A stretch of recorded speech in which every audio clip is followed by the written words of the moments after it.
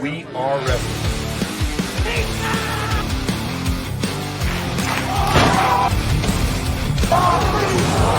We are wrestling.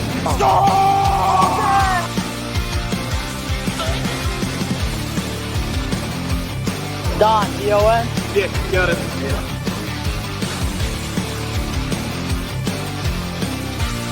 Make sure to subscribe, baby. And We are wrestling. what is up? We are Wrestling Maniacs out there worldwide. I'm the host with the most, the best one, Donnie, here with... What is going on? We are Wrestling Maniacs. Ben here, 1/3 of We Are Wrestling. Unfortunately, Dan could not make it today because he has his daughter's open house. But nonetheless, the other two hosts, you boys, we gotcha. But before we get into our topics and what we got to talk about today, Don, what do they have to do? Well, if you're not a We Are Wrestling Maniac yet already, and you're not a part of the thousands of subscribers, the best way to support us is by hitting that subscribe button now, turning on the post notifications, videos be coming out of nowhere like an RKO, and of course, you already know, the grind is real. And our topic for this week's episode of the We Are Wrestling Talk Show is extreme. We are going to talk about some of our favorite extreme moments in wrestling and just shoot the shit. But before we get into that, we do want to address a couple things. First and foremost, we are live every Wednesday, 5 p.m. Eastern Standard Time here on the We Are Wrestling channel. And you guys can come interact with us and give us, your guys' wrestling takes, and we will, interact with you guys. It is and so fun. another thing I also want to address as well on here, we know that We Are Wrestling Talk Show. We have not been airing any episodes the last couple weeks, and we are back to our regular schedule, new episodes every Tuesday here on the channel. And we're going to be trying to do different things, for the next couple weeks and see what really sticks, because right now, the wrestling world, it is getting more intense every friggin' week now. And we want to try to change some things up. So we're going to be trying some new things. But that is, the first two things I wanted to say. Now, let's get into, the friggin' best extreme moments. Hell yeah, buddy. I'm excited, So how do you man. want to start this off, Ben? Honestly, I kind of want to I know that he was more like old school, like ECW, because like before we hit record and everything, like originally we were going to talk about like ECW stuff. We were going to talk about like, Extreme Rules, like matches from the pay-per-view, but it just seemed easier with like, kind of like knowledge wise to kind of go in just as extreme in general, whether it's like matches, individuals, we want to talk about moments, Joey Styles, oh my God, moments are the best. God! Dude, every time he fucking went down on that. Actually, as a matter of fact, that's who we're going to start with. Joey fucking Styles, man. But wait, before we start with Joey Styles, though. What up? I think we definitely really have to talk about ECW when it comes to Extreme, because without Extreme Championship Wrestling, we would not be having these stipulation matches. We would not be having Extreme Wrestling like it is today. Can I just talk about like how terrifying it must have been as a performer on the ECW brand back in the day, because there was no such thing as a regular match. Every night somebody was guaranteed going to get hurt, and that is nuts. And like that also brings up like the perspective of Paul Heyman as well, because like I don't know if you've seen the video of him going off on like one of the fans that like brought up Chris Benoit. But I did see he was that like, video surface. Yeah, and he was just like, fucking, I don't care about CTE. I don't care about. It's like, clearly you didn't care about CTE, because we saw fucking 97 ECW. We saw 96 ECW. We clearly know you don't give a fuck. And that's exactly like what made it so great in a lot of ways. It ruined a lot of careers and cut a lot of them short, but it was unique. It was different. Like, it was just extreme violence. It was professional wrestling violence. There's a reason why we get these death matches nowadays, too, is because of ECW with what Sabu was doing, friggin' Spike Dudley. Dude, that is literally... I was literally either going to talk about Joey Styles first or Sabu, because I really want to talk about how honestly, he was my favorite on the roster for a long time. He was my favorite just because he was very Like, obviously, if a homeboy coming out and he's rocking legitimate fucking scars across his chest, on his face, his fucking forehead, that's already intimidating as it is. And it also stands the fact that at this time, towards the end of his, ECW career in, early '06, '07, when they rejuvenated the entire brand itself, um, he was doing shit at an older age that a lot of people wouldn't even touch today because they're just afraid that it could detrimentally fuck up their careers. Sabu didn't fucking care. Man, Sabu did not fucking Sabu care. was the homicidal, suicidal, genocidal. Yes, Sabu was abso-fucking-lutely. the friggin' for me was the biggest badass in ECW. That was He was ECW, dog. with like the Don't sell him originals. short. I know a lot of people love Rob Van Dam and Tommy Dreamer. For me, it was always Sa friggin' Boo. This Dude, man Sabu, was nuts. absolutely. And he had a very different gimmick, man. Like it was like it was almost a mixture of like Iron Sheik, obviously, in terms of the Arabic, kind of route they were going for, because he was built from Bombay, India. And he almost had like this very shaman look for him too. And just the way that he kind of carried himself was scary because he was obviously Sabu was a very man of very little words, and a lot more Chair action. shots, barbed Dude, wire. fuck, and just the way that he would fucking throw chairs at people. Like, this motherfucker would literally have a chair and just throw it like it's a fucking pan as hard as he fucking could, and you would hear the fucking smack, and then he would just walk it off like he didn't just absolutely body this person with steel. Man, it's And crazy because, like, if it wasn't for the original ECW, we seriously would not be having death matches right now. We would not even be dude, having definitely this not. Extreme Rules pay-per-view. But I definitely want to Absolutely stick not. with the ECW topic because Let's talk about there's a it. lot we could talk about There's a with lot to this. unpack because there's a lot of, people that really got to rebuild themselves when they went to ECW during the draft in '07. Like, yeah, that was kind of where the downfall was. But a lot of these people that never really were exposed to, a lot of violence in their careers, got to really feel it, and they got to kind of In broaden a their sense, horizons and see what in a sense, but they got to kind of see what they could and couldn't do, or what they didn't want to do in the foreseeable future. And, in their first time back in '06 mostly, they definitely kept the ECW feel, smaller that's what fucking I was going. That's yeah, like where I was smaller. gonna get into Yeah, about that and was they really washed it up. WWE fumbled it after 2006, man, They made it a because third in like brand. '05 they had the one night stand, which was, like a nice tradition.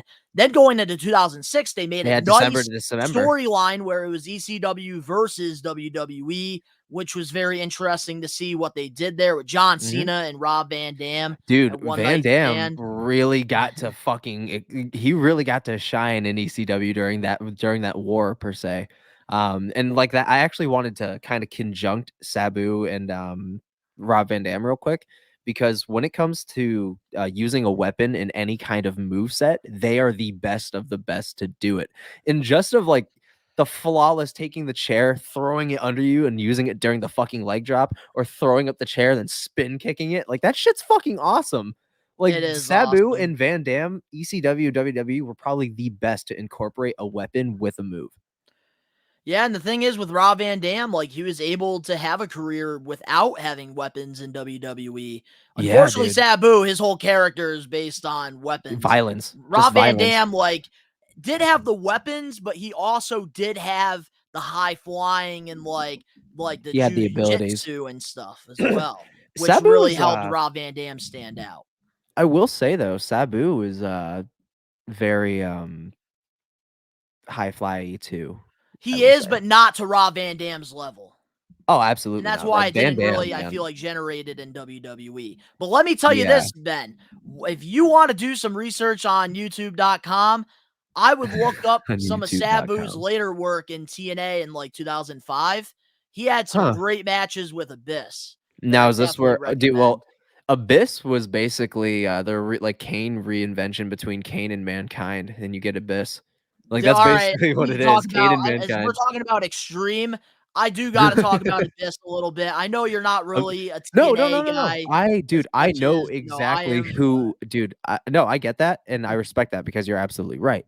but Mm. I absolutely do know who Abyss is. Not the All right. bullshit fucking little suit and tie they brought into Okay, WWE. I'm good. All talking right, about not the the masked bullshit. Abyss. Not the Yeah, no, I'm not bullshit. talking about that Because the motherfucker. I'm bullshit, you want talking. to know when the bullshit started? When Eric Bischoff and Hulk Hogan came to TNA. That's when the bullshit started. Before Yeah, that, TNA was freaking awesome. yeah, because they turned it very corporate just because they were trying to remake themselves as basically like another WWE, and that they're trying to go marquee with it. And it's like, dude, don't. The biggest fault and downfall for anybody when it comes to like, owning a company or even just doing a job naturally, don't fix anything or try to fix anything that isn't broken or damaged by any means. Like a lot of wrestlers didn't agree with the six-sided ring. I fucking loved it. It I was loved it. different. It's what Me made too. TNA stand out because it gave it a mixture of professional wrestling and almost an octagon feel. Like it almost gave you more of a fight feel, and it It was was very raw and unique. brash.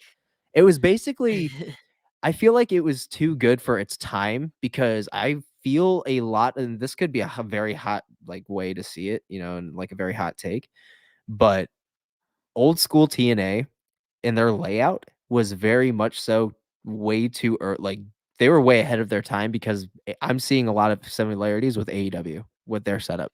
Like Yes. have especially with the connecting ramp going to the ring that they unfortunately obviously took away after Danielson got fucked up by it. Well, no, that Like was WCW started doing that for a while, and then like later on, TNA got inspired to do it in 2010, and then yeah, but you know what I AEW, mean. has been doing it. But you know what I'm talking about. Like Yeah, it no, just I totally get it. don't fix what's not broken, especially Mhm. with ECW, taking it out of that small venue was a big no-no. Like bring it to Yeah, a bigger what spot for pay-per-views, but the 2300 arena, right? yeah, yeah. You know how it But was like a big circle basically, and then you yeah. had just the ring in the middle? But Like, speaking of Abyss, like I do, because I friggin' as a kid, I loved watching TNA so yeah, much. And one of the guys that really stood out to me in the early days of TNA was Abyss. Some of the matches that Kane he and had with Mankind Jeff put together. Hardy in 2005 with Sabu. Also, Yep. I really enjoyed his manager as well, Father James Mitchell. I thought that Father brought, James some Mitchell. stuff with Abyss as well. And I think later Father on, James. the more like they like kept like the Abyss character going and didn't really like they kind of watered it down. Like when they It's started unfortunate. having like Steven Richards be Dr. Stevie Steven and Richards. He was in like WWE for a while, right? the thing is about Abyss that made it friggin' awesome was the monster ball matches that they would have. They would have this like insane fatal four-way match where like it would be anything goes, but like it would be like a fatal four-way death match, Yeah. which was awesome. And Abyss always stood out in those matches.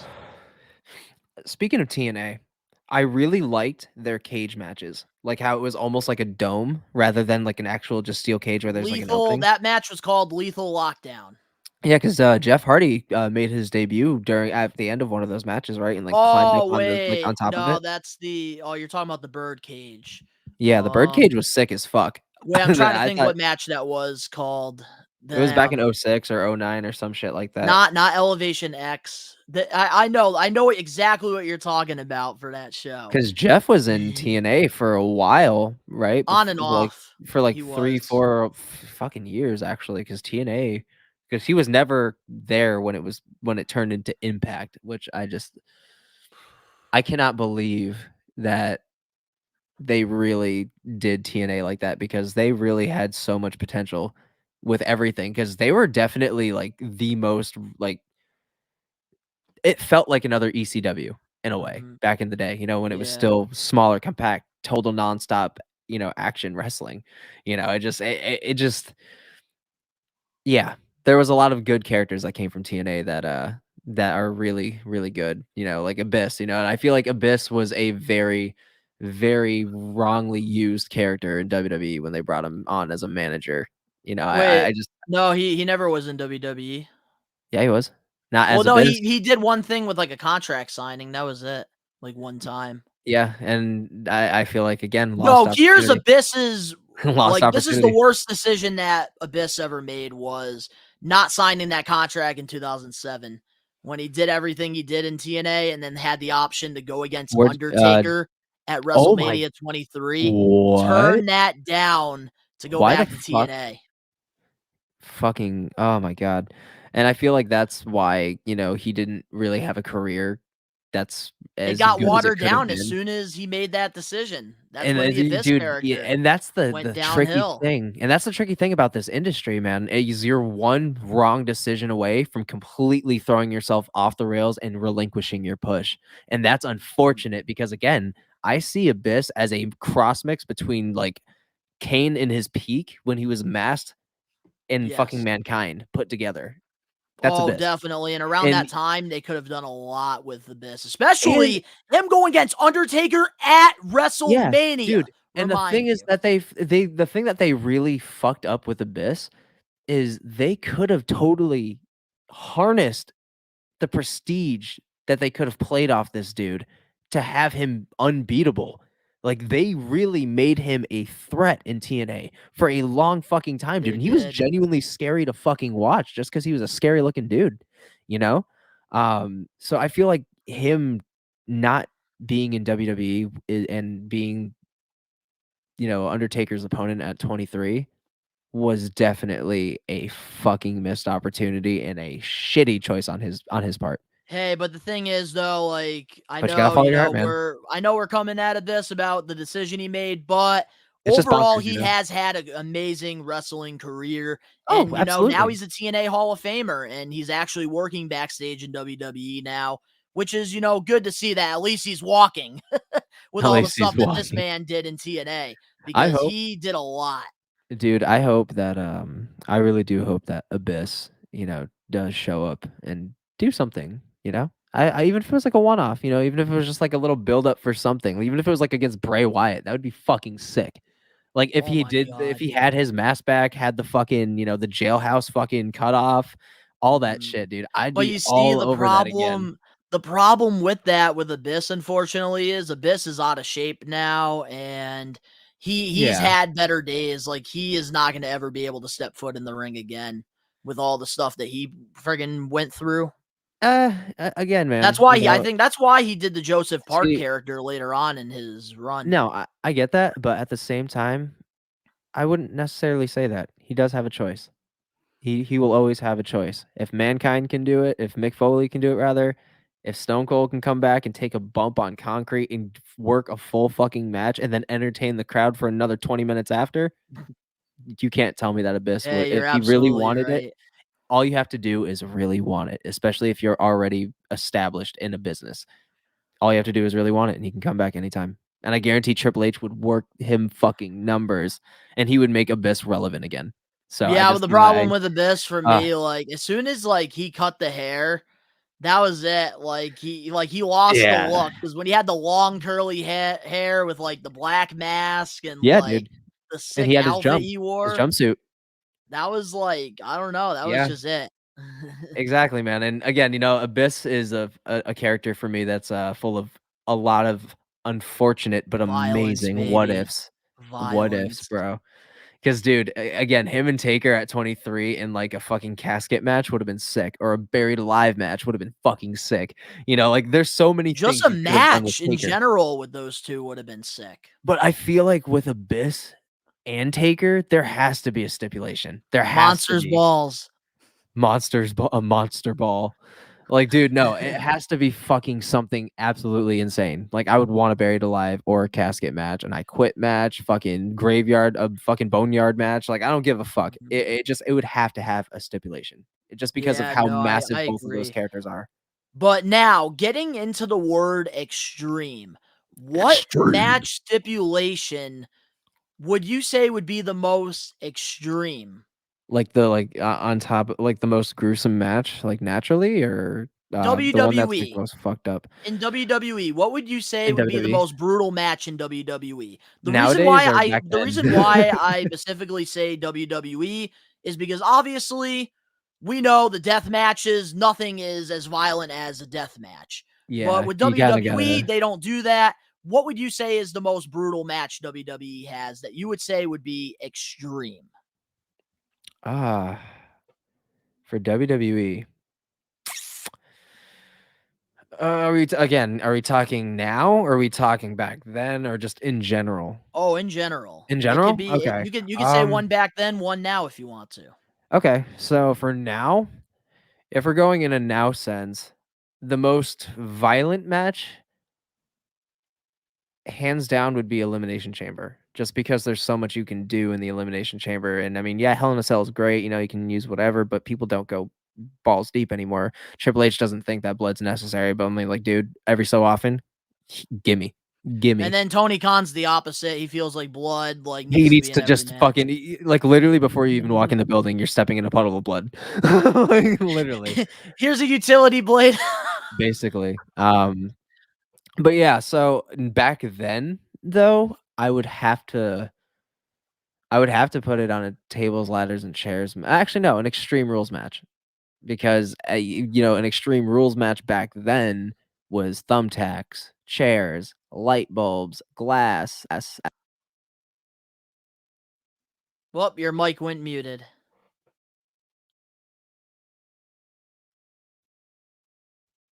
You're good. Hold on. Oh, wait, you have to... Oh, wait. Okay, now you're good. I can't hear you though. Hello? I can't. Oh, give me one sec. Go to settings. Audio. Hello? Hello. Do you hear me? Yep. Can you hear me? I can hear you. Sorry about that, bro. All right, so back to what you were saying. Action. What was I saying? You were saying about Extreme Rules being the most violent match. Oh yeah. Okay, so yeah, Extreme Rules definitely for back then would be the most violent because again, thumbtacks, chairs, any kind of glass, anything that you could physically get your hands on was a weapon. So blood was a thing. Drawn out 30-minute matches were a thing where you had more time on the card to really progress. You could literally falls count basically anywhere at that point. You can go anywhere. There's no countouts. Interference is open. So there was a lot of brutality that you could stack on an Extreme Rules match back in the day. With interferences, whatnot, what have you. There was a lot you could do. There was a lot more that you could do on screen, like choke somebody the fuck out with a rope if you could. Like, that's illegal in all states, but for entertainment purposes, you could touch that back then. Like I got again, my answer. before for just an honorable mention, another one, the cowbell match was brutal between Batista and JBL. Oh, That my was God. fucking The Texas bull brutal. rope match. Yeah, the Texas bull rope match was fucking brutal, and that was huge in the Ruthless Aggression era. Your turn. All right, so obviously now it's got to be Elimination Chamber because you're in a chamber, and regardless, like if there's blood or Yes. not, you're going to get hurt. And I love that. Oh, There's I so do much too. you I can wish that do. there was more blood in it though. And I But wish there was blood in now, general. getting into like back in the day, there's two matches that really stand out to me, and I really can't pick one. One of them has got to be the Hell in the Cell. Back in the day, Absolutely. when you had Hell in the Cell, you had freaking color for days. And The Shawn if you went Michaels, against Taker, you're fucked. Undertaker, Mick Foley, Triple H, Cactus Jack, even freaking Batista and freaking Triple H at Vengeance. Randy So Orton. many iconic freaking Hell in the Cell Orton and matches fucking Taker. with nothing but color. Dude, was it on Tombstone, the Undertaker collection? Was it Orton and Taker that was that Hell in a Cell match? Armageddon 2005. He got fucked up, bro. Dude, Yeah. that time era, man, like especially when it comes to Extreme Rules matches, like in terms of WWE's shift to more like marquee feel, those matches were fucking brutal. You want to know my a guy. brutal match, which is why I have to make this my second decision? I Quit. Remember John Cena versus JBL? Judgment Day, 2005? Dude, yes. Chavo Guerrero and Rey Mysterio, All that 2006. Dude, holy fucking shit. Like that, and that was back in the day, when they would show the surgeries like on video during like those Do not vignettes. try this like, at home. Fucking ridiculous. I saw my man's knee wide the fuck open, and I was just like, ah. Yeah, dude, that's absolutely fucking But man, like insane. back in the day with those I Quit matches, it would be so brutal to where like it really made sense why the wrestler would have to say those two words. Nowadays, it's like you throw a friggin' squishmallow at them and friggin' they say, I quit. Help! Life alert. Dial 911. Do not try this at home. John Life Cena was alert. gonna run JBL over with a friggin' battery ram. Dude, like every time I think of Extreme Rules or anything violent that has happened in WWE, my first thought is what happened to poor ass Muhammad Hassan to that Undertaker fucking last righted him right through the stage. Oh, at Great American Oh Bash. my god! And you never saw him again because they just buried the character because everything was very sensitive. But at the Yeah, same time, because dude, like instead of Vince McMahon trying to focus on a superstar, Vince just wanted to friggin' see what he can push his boundaries for his ego. Friggin' And dude, annoying. that was a compelling fucking match too. Like that was genuinely a good match. But I remember just seeing this good dude, and obviously when Taker gave him the last ride, he landed on a cushion, and they just repositioned him on top of one of the lights just to make it look brutal and that he wasn't coming back and shit. And unfortunately, he never surfaced again, and he became a principal. Yeah. But that's what I automatically think of whenever I think of anything violent that's happened, because that was one of the first times that I can clearly remember something bad happening to someone and just being like, holy shit, is he dead? And that's the thing, like with the Attitude Era, is always gonna be like the number one in wrestling. But when we're talking extreme, nothing comes close to Ruthless Aggression. Absolutely. Absolutely nothing. And I already know what a lot of Attitude Era kids like Danny would say. What He'd about be like, Mick no, the fuck is Foley, not. like getting thrown like over the top of the Hell in the Cell?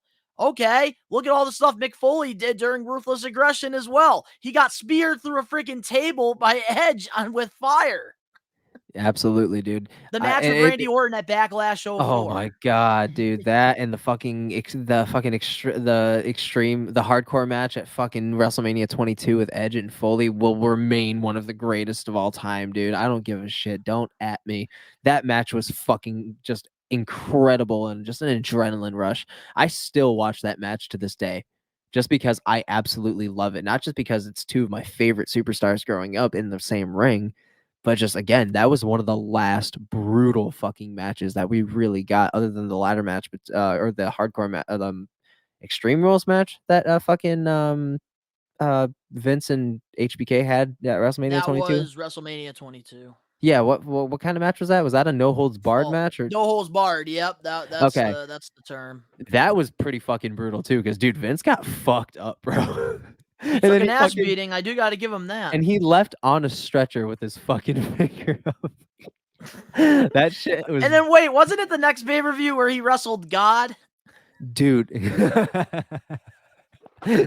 I wrestled God and I came out. Oh boy. This is good shit. This is such good shit, Bruce good Pritchard. shit. Bruce. Brother love. Brother.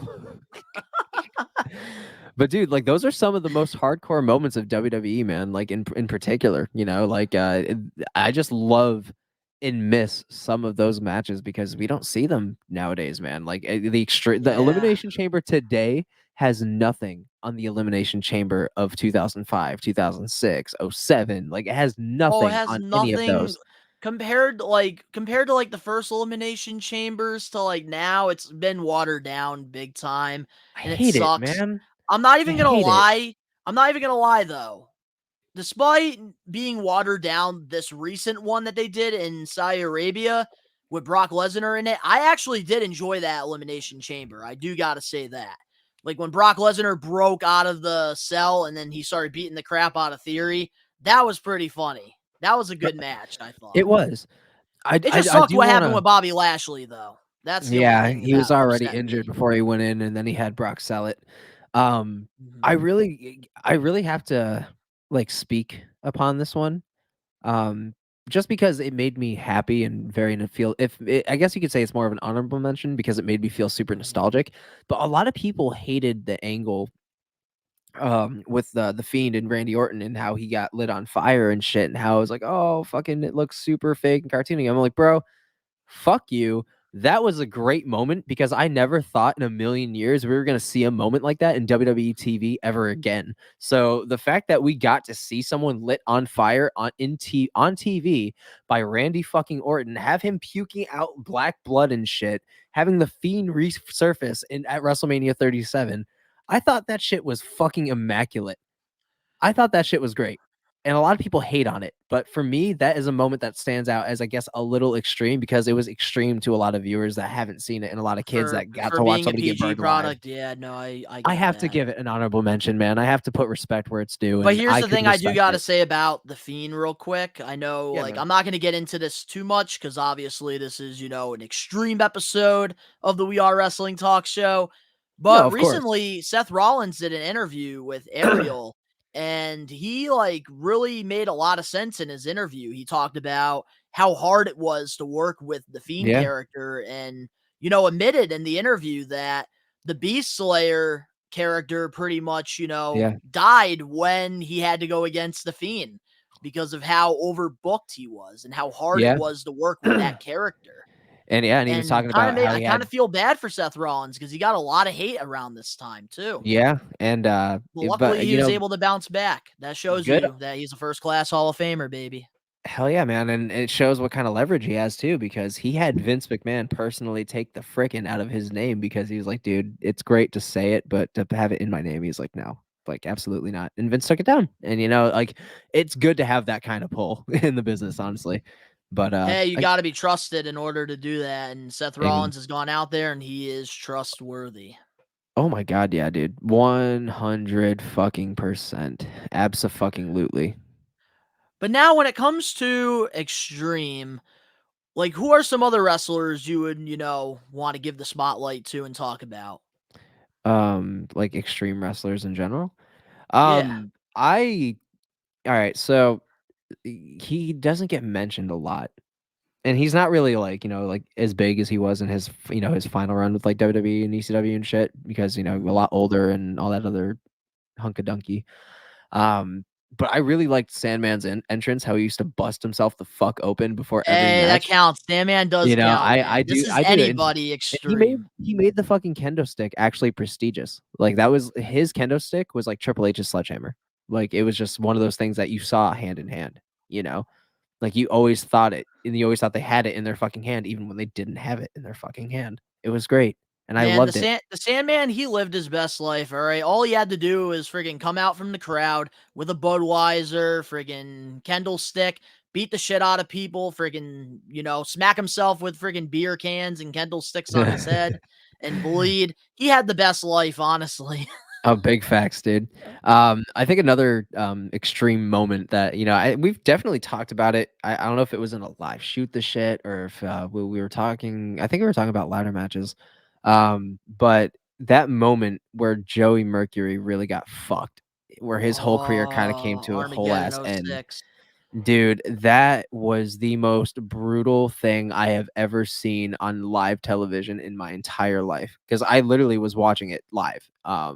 I And did when it as well. happened, and they fucking did him dirty. You would think that like you'd see like a split, like a quick glimpse of him bleeding, like with him covering his face or something, but they had like a whole ass view of his eye already swollen shut, him profusely bleeding. I'm like, dude, you did him fucking dirty because that was a legitimate scary fucking moment. He didn't even remember the whole ass fucking ride to the hospital, and I don't blame him. Super concussed, shattered his entire fucking face, lost like a huge percentage of vision in his I think left eye because of it.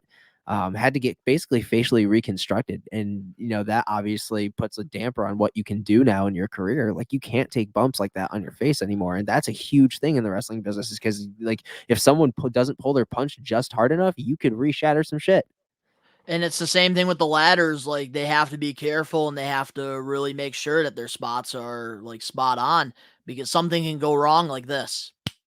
And honestly, I don't know whose fucking fault it is at this point. I don't know if it was Matt's timing by putting their faces right there in front of the ladder, or if it was Joey's fault for not blocking, or if it was just anybody's fault who fucking had that spot in the match, Hey, it was because that just, was I dangerous. think it was just a miscommunication. It happens all the It time is, in wrestling. and it's scary, and it sucks when one of the boys gets injured, and that happens a lot. It's part of the price that you pay, that to do this as a full-time career. It is a price you pay. You are going to get injured, but nobody deserves what Joey got that day, and Oh, unfortunately, absolutely. it's unfortunate that, but that does have to sit as one of the tippity top hardcore extreme moments that I've ever seen in a wrestling ring. Period. WWE and beyond. Hey, but it is great to see, his sobriety, like seeing him do so Yeah. good as well now And he was a part outside of of the ring. the Still working Authority for too, right? WWE, right? Yeah, Producer. and he was I think he does backstage stuff, yeah, like producing, but he was a part of the Authority with Jamie Noble too, right? Oh, yes, JNS Yeah. Security. Loved Yeah. it. With Mayor Kane Yep. and Paul Levesque and Seth freaking Rollins, the architect. That's my favorite Seth Rollins of all time. The Nothing will ever architect? beat that. I love like how they're building him as the future. That was Yeah. awesome. I really, I really enjoyed do. it. I did too, because that was honestly one of the greatest betrayals in history, but that's for another time. Oh, that's a Um, whole nother topic for a whole I would nother love day. I would love to actually do you guys are getting the first exclusive look of some behind the scenes shit. I would love to do an episode on stables eventually soon too, because there's plenty to talk about. Speaking of a future episode that we definitely got to do, probably, I think it's almost a month from now. The What up, Shield, fam? 10 years. Hell It's fucking yeah, coming up. dude. We might have Hell to do a fucking whole yeah. episode on the Shield. Dude, hell yeah, because now you just gave me a fucking you gave me some homework, because now I can actually brush up on my Shield history. I can watch Yeah, I some of got their to go best back into matches. time as well. I'll probably do like a top 10 match rewatch, and then kind of go from there, and then do some like history digging between the three guys and their Yeah. relationships with each other, brother. Man, but I do gotta say, like, one guy that really stands out to me as well right now when it comes to extreme, like, current, I gotta go with Matt Cardona Oh, hell because yeah. the The stuff the Deathmatch King. because nobody out of anybody you would look at as former WWE superstars, The the bro of the last internet. person you would think of doing a death match The against internet Nick champion. Gage would be Matt friggin' Cardona. And And this he man went fucked his out and shit he up. friggin' created himself and Mhm. took his friggin' whole career to another level after having that match. He is the only dude. Excuse me. He is the only dude that has ever been in a WWE ring that came out as a lackey to start, with Edge and with Kurt Hawkins as the Edgeheads. fucking Edgeheads.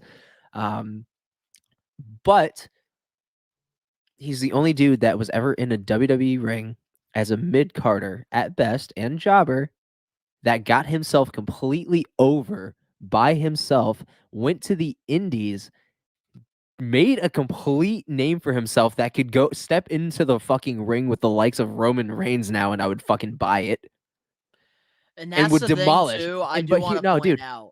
And here's the thing: he's the only fucking indie wrestler that I know that has over 1 million fucking followers on Instagram. That is incredible to me. He is over as fuck and needed nobody but him to do it. He bet on himself and fucking won, my guy. And that's the Don't thing, at like me. with WWE, it's like he gave them chances after chances. Even with The Rock main eventing Survivor Yeah. Series in Madison Square Garden, the crowd was chanting, "We want Ryder," with The Yeah. Rock wrestling, bro. He is the That's most that, over and I fucking can't dude believe by they himself. fumbled him, which is crazy to me, multiple times. Vince was Even fucking pissy that he didn't build Zach and Zach built himself. He's pissy about it. And I don't blame him. Fuck it. yeah, Like, I don't blame him for being pissy. I'd be absolutely. pissed too if I fucking said, no, this isn't good shit. And it ended up being really good shit. You're fired. And it's like not Sorry. even like I needed just the to. singles run that he's doing. Even the major players with Brian Myers, like that name friggin' is Yes. sick. They're actually look way better as a tag team now than they ever were booked in WWE, Man, if there which is has been crazy. anybody other than Heath Slater that got done fucking dirty by WWE, it was fucking Brian Myers. he really got fucked by WWE so bad. Like they just put him on a fucking losing streak for nothing. And I felt horrible for him because I'm like, dude, he's not a bad looking dude. He can do great shit in the fucking ring. His charisma is great. He's got good mic skills and president. Like, what are you doing? Like, even if you keep him on the mid card, give him a fucking title, even if it's the tag team titles. Like, give him something. He is a good fucking wrestler, no Hey, matter Ben, how you see him. I don't know what is worse. Them having, like, pretty much burying Kurt Hawkins, or they just didn't take any of his guys from Creative Pro, like MJF and Max Caster and Chris Statlander and Smart Mark Sterling, and they went on to AEW and became big stars. I don't know which one is worse. Yeah. I feel like the whole fucking thing in general is just criminal when it comes to Brian Myers. But no, when But it back comes to to Matt fucking Cardona, though, real quick, I do yeah, want to say what I really enjoy about this is this promotion, GCW, that a lot of us regular fans have not heard of, is now freaking out there where a lot of oh shit, people excuse have me. their eyes on them and they don't even have a TV deal. And it's Yeah. because of Matt Cardona and what he's brought doing his social media antics. Like the stuff he's doing right now with He Bully Ray promotes is himself, bro. hilarious. Bro, It's he promotes great. himself. He's a great market person for himself. And like I'm gonna ask you like a serious question. And this is a very serious one, And and real it quick, does I just want to revolve. put something out there real quick. Go ahead, Before man. Chris Jericho did this whole AEW universe thing, Matt Yeah. Cardona started that in GCW with the GCW universe Yep. Mhm. and the He did. GCW spinner title. I also think it's criminal that Matt Cardona has only been on AEW once, and it was still very early on. Well, he Like, didn't want to sign with them. They did give him a full-time deal long term, but he oh, turned it down because he wanted to he build wants to be on himself, short-term deals so he has control of his career, which I don't blame which him is a for. smart move on his behalf. Yeah, But what were because you going to say? he gets to contain his own character.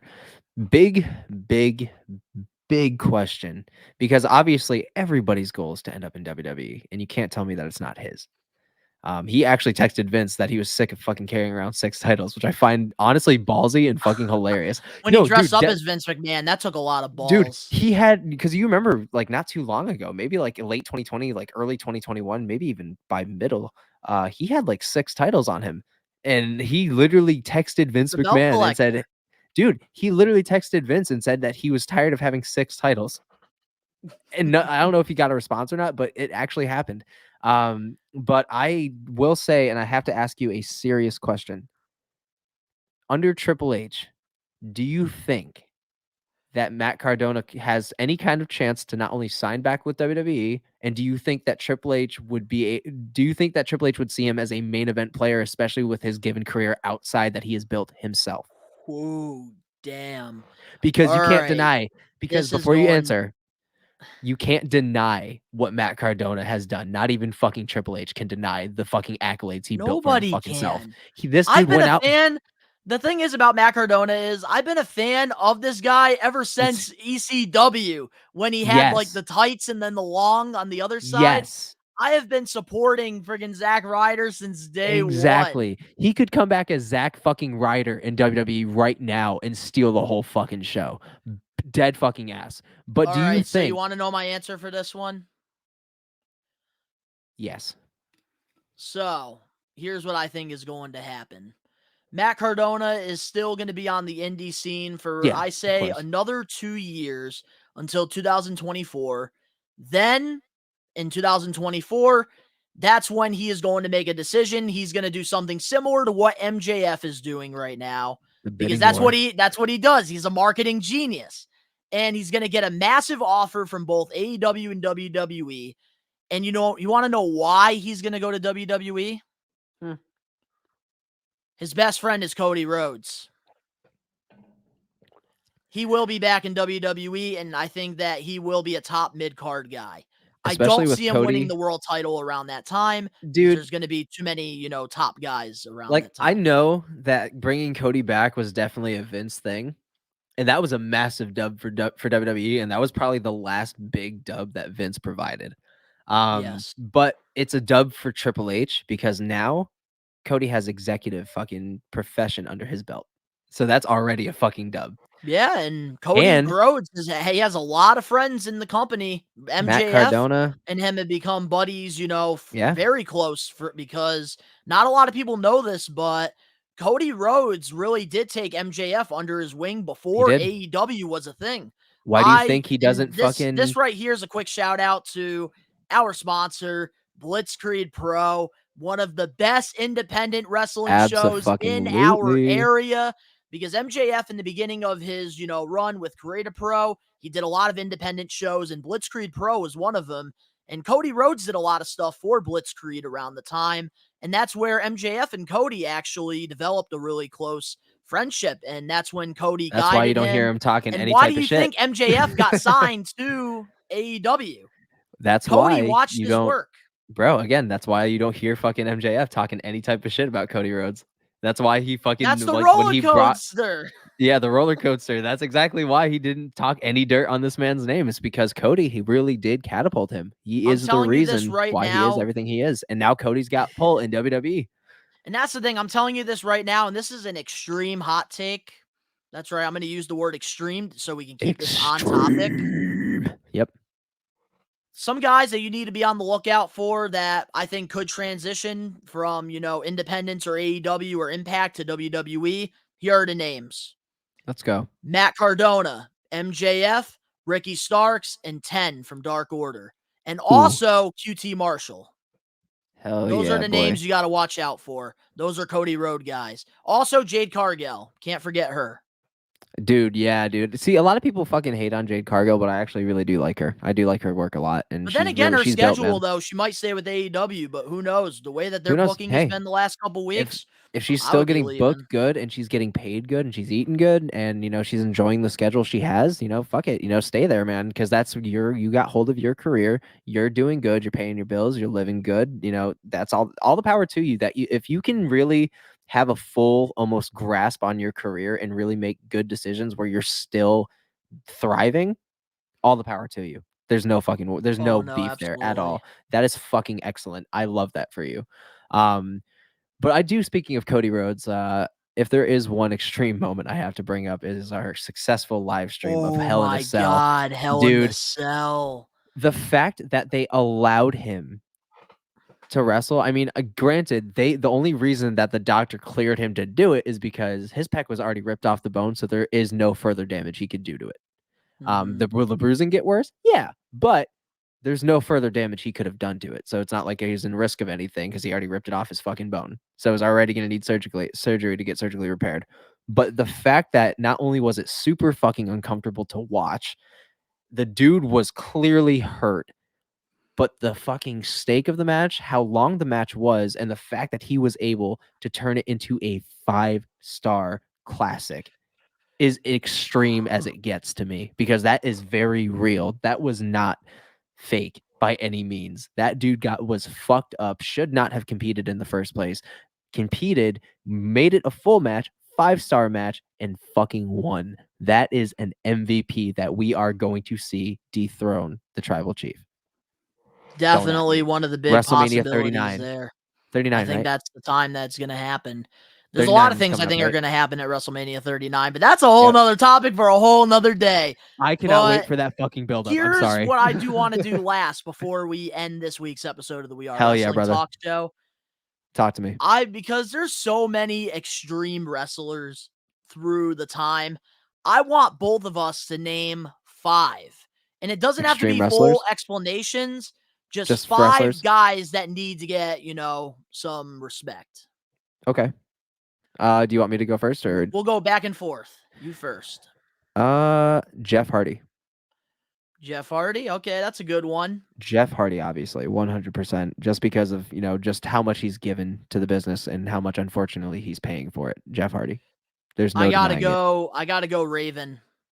Oh yeah, dude, that's a fucking dude. That's legendary, man. That dude was fucking incredible. WWF, TNA. Hell this yeah, man did man. it all, and he stuck to the Raven character, which is even more impressive. Hell yeah. My next one is Darby Allin.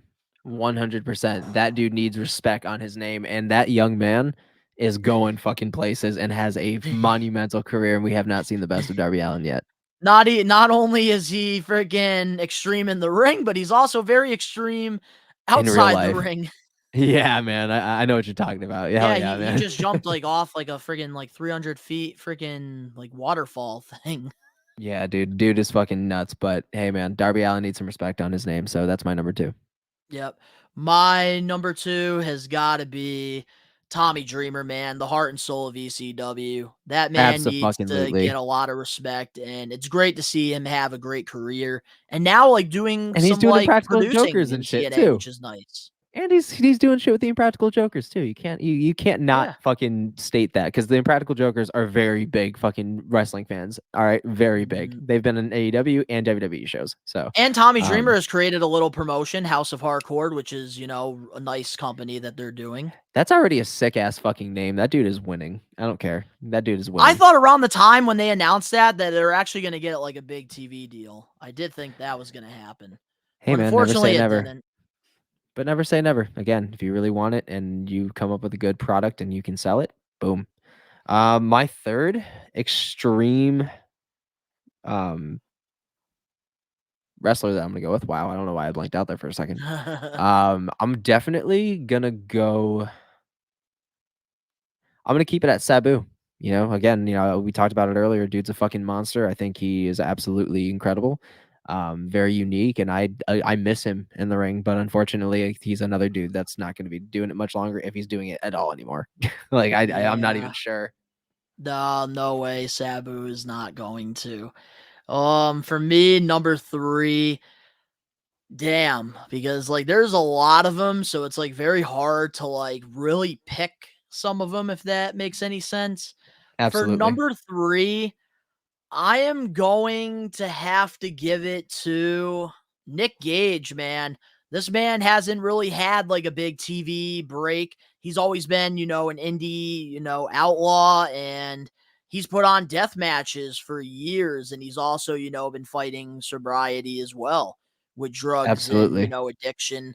And, he still goes out and, he's so loyal and dedicated to GCW that he signed a long-term deal with them, and he's like the only one that's under a He's the only one that's under a what contract? action. He's the only one that's under a GCW deal. Yeah.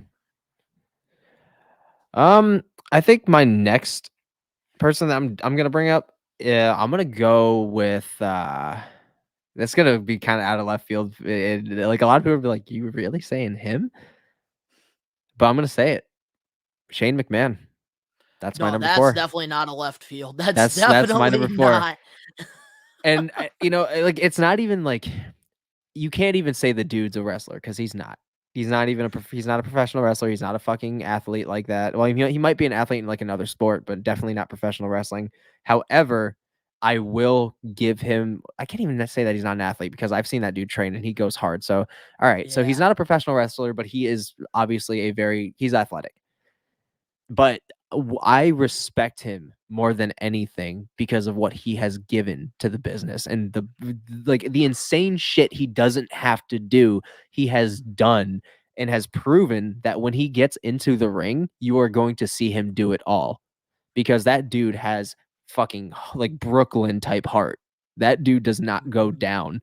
And for his age Nope. and for his and for to him to be in the best shape of his life when he came back for the first time back in like 2016, he was in the best shape of his life at that age, thriving. In his training videos, this dude's fucking kickboxing and shit. And it was so good to see him get fucked up again, but also be able to get back up. And that is one of the biggest underdogs, extreme underdogs in WWE history. So I have Mhm. to say Shane McMahon is an easy number 4. And for me, I got an easy number 4. It's got What to up, be the bruh? hardcore legend Mick Foley.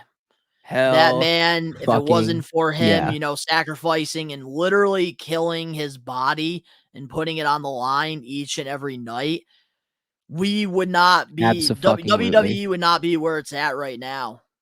He was the heart Mm. and soul of that Attitude Era. He is absolutely, and you would think that somebody like that has gone through that level of brutality and has literally gone as far to lose an ear and lose a tooth and have it come out his fucking nose at the same time. For somebody who's given literally more than any person has given, he's given literally body parts to this business. And the best That thing is, about Mick he's the Foley legend, that I do want to say is it's great to still see him alive and and very well, happy, well spirits. And, he has a freaking again, beautiful dude, family. And, even being a #1 freaking author dude, selling, stories. that's what I was about to get at, man, is, somebody that's been through that much brutality has given literally his body to the business. You would expect him to be an asshole and to be arrogant, but he is literally the nicest human being you could ever speak to in general. Like, he is basically the pro wrestling's Bob Ross. He's Yeah. the artist of pro wrestling's Bob Ross. Just super fucking nice, With all humble. the chair shots to his head, like Oh the my fact that he's he's so still like intelligent. there, man, that's awesome to see. Dude, that dude should have died in the ring multiple fucking times. King of And the the Ring fact, like you just 1998. said, exactly. And the fact that you just mentioned that he's still super fucking there and coherent is fucking incredible. Incredible. And dude, he is God sent. He is one of the last wholesome things in this He's wrestling the goat business of that we extreme, all thrive on. right? Nobody will ever He is be on the a greatest. pedestal of Mick Foley. Mick Foley, I feel like it's criminal not talking about him last because he's the best for last. But to end it with my number 5, at least, this is actually going to be a tag team, and it's 3D. Okay. Team 3D, Ooh, the okay. Dudleys. I have to say the Dudleys because again, these are two, and I'm not like Spike Dudley was more of a dude that was just kind of the bump taker. He just took the crazy bumps of the group. But I have to say that Devon and Bubba Ray and Bully Ray, whoever you want to see him as, they really carried the Dudley name because these were two big fucking dudes that were doing high risk offense shit and also doing tank shit, like putting people, literally ripping them up, fucking throwing them through fucking tables, throwing shit at people. Like, they could do the best of both worlds shit, and they were unapologetic about it. And that is what made it so great, is because they were aggressive assholes, but they were also fucking hilarious at times too, which made it even better. So I have to say 3D is my number 5. All right, since you want to go Dudley boys and not give, Spike the respect he deserves, I'm going to give it to Spike Dudley. Spike Dudley No, as dude. my Spike number Dudley. 5. He was a bump taker. He was the ragdoll Spike bitch, Dudley deserves respect, all right? which is why he only won the cruiserweight title. No, but Spike Dudley, this man would literally get thrown into the crowd. He Would got get dude, thrown into concrete. He so would take the hardest chair shots. Did you see that fucking botched powerbomb where he smacked his head straight on the fucking ground? Are you talking about the match with Brock Lesnar? Brock just fucking wanted to end that man's life. Bro, he ended that. He wanted to kill that man. There was like, that dude could validly bring that to a courthouse and document legitimate like assault and attempted murder. That dude, Brock, I thought was gonna kill Remember this the man. time at the Royal Rumble 2004 when he came out and then Kane choke slammed him like 10 times on the fucking stage? That is why I'm saying I respect Spike Dudley for the bumps he took, not for his accolades. Dude, Spike Dudley, even in TNA, this is really fucked up now, right? In TNA, you know what they named him? Brother Runt.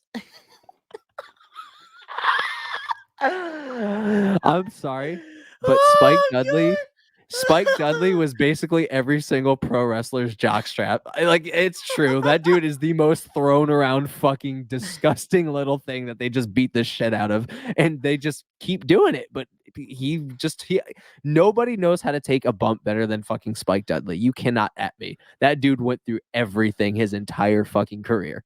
But there is something I do want to point out, and I'm going to put the picture of our good old buddy on here so that you guys can kind of see the comparisons. But one of our buddies, Herbert Winship, which you guys can check out this Thursday on Donald's the Best One with, the series premiere, the season 2 premiere of Uncut. This kid looks like Spike Dudley. Yeah. And there's his picture kinda right there. does. Just so you can see the comparisons. In live.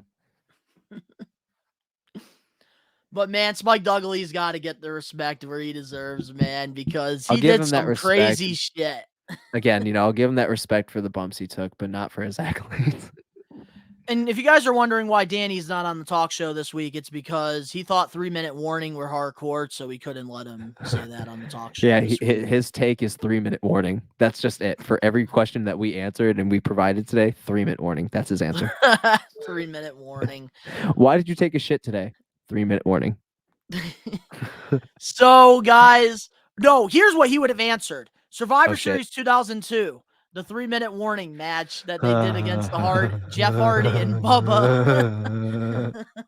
Oh But my guys, God. let us know in the comment section below some of your favorite extreme moments, in WWE or wrestling in general. We're definitely going to have to do a part 2 to this because there's so much to unfold with, extreme wrestling moments. But if you guys enjoyed this week's episode of the We Are Wrestling Talk Show, make sure to smash that like button now. If you're not a We Are Wrestling Maniac yet already, you're not a part of the thousands of subscribers. The best way to support us is by hitting that subscribe button now, turning on the post notifications. The links are down in the description below. You can go follow both of us on our social medias and other YouTube pages. All the links are down below.